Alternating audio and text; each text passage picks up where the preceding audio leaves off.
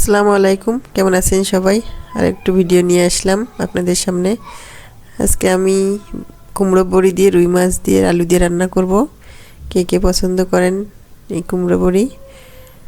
আমি এই যে কুমড়ো বড়িটাকে তেলে হালকা করে ভেজে নিব, এই জন্য কড়াইয়ে তেল দিয়ে আমি কুমড়ো বড়ি দিয়ে দিলাম। এটা আমি হালকা করে একটু লালচে করে ভেজে নেব। শুকনো খোলায়ও ভাজা যায় এটা কুমড়ো বড়িটা। আমি ভেজে উঠায় নিয়েছি। এবার কড়াইয়ে তেল দিয়ে দিয়েছি, দিয়ে দিলাম পেঁয়াজ কুচি, দিয়ে আমি পেঁয়াজটাকে হালকা করে ভেজে নেব। এভাবে পেঁয়াজটাকে আমি হালকা করে ভেজে নেব। সামান্য লবণ দিয়ে দিলাম যাতে পেঁয়াজটা তাড়াতাড়ি সিদ্ধ হয়। এখন আমি একটু পানি দিয়ে দিব মশলাটা কষানোর জন্য। এরপর আমি দিয়ে দিব এখানে জিরে বাটা, কাঁচামরিচ বাটা, সামান্য আদা রসুন বাটা দিয়ে দিয়েছি। দিয়ে আমি এটা নেড়ে নিব, ভালো করে কষিয়ে নিব। আর একটু লবণ দিয়ে দিলাম। এরপর দিয়ে দিলাম হলুদের গুঁড়া। আমি এটা কাঁচামরিচ দিয়ে আজকে রান্না করব, গুঁড়া মরিচ ব্যবহার করব না। হলুদের গুঁড়া দিয়ে আমি এটা মশলাটা খুব ভালো করে কষিয়ে নিব যতক্ষণ না এটা কাঁচা গন্ধ চলে যায়।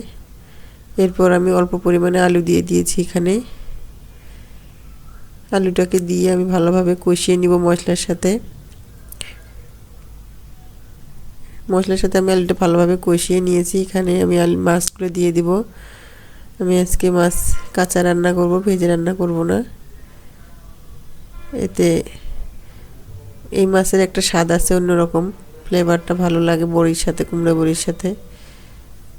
মাছগুলো দিয়ে একটু নাড়াচাড়া করে আমি সামান্য পরিমাণে পানি দিয়ে দিলাম। দিয়ে আমি কিছুক্ষণ এটা রান্না করে নেব। মাছটা যাতে ভালোভাবে কষানো হয়, মাছের ভিতর মশলা টশলা ভালোভাবে ঢোকে, ঢেকে দিয়ে দিলাম। ঢাকনাটা খুলে আমি আরেকটু নাড়াচাড়া করে দিব।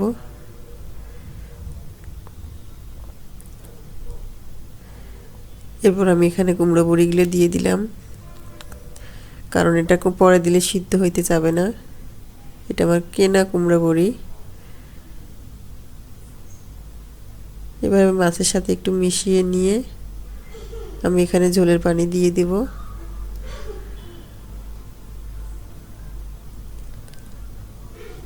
আমি এখানে ঝোলের পানি দিয়ে দিলাম, কারণ কুমড়ো বড়িগুলো তো পানি টেনে নিবে অনেক। এরপর ঢাকনা দিয়ে ঢেকে দিলাম। ঢাকনাটা দিয়ে 10 মিনিট রান্না করে নিয়েছি আমি। এরপর ঢাকনাটা খুলে আবার একটু নেড়ে চেড়ে নিব।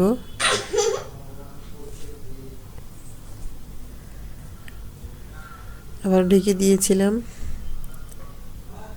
এরপর আমি চেক করে নিব কুমড়োগুলো বড়িগুলো সিদ্ধ হয়েছে কিনা।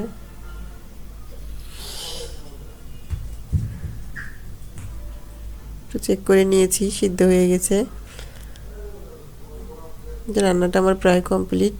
এই যে আমার রান্না শেষ, দেখেন কত সুন্দর হয়েছে, মাশাআল্লাহ।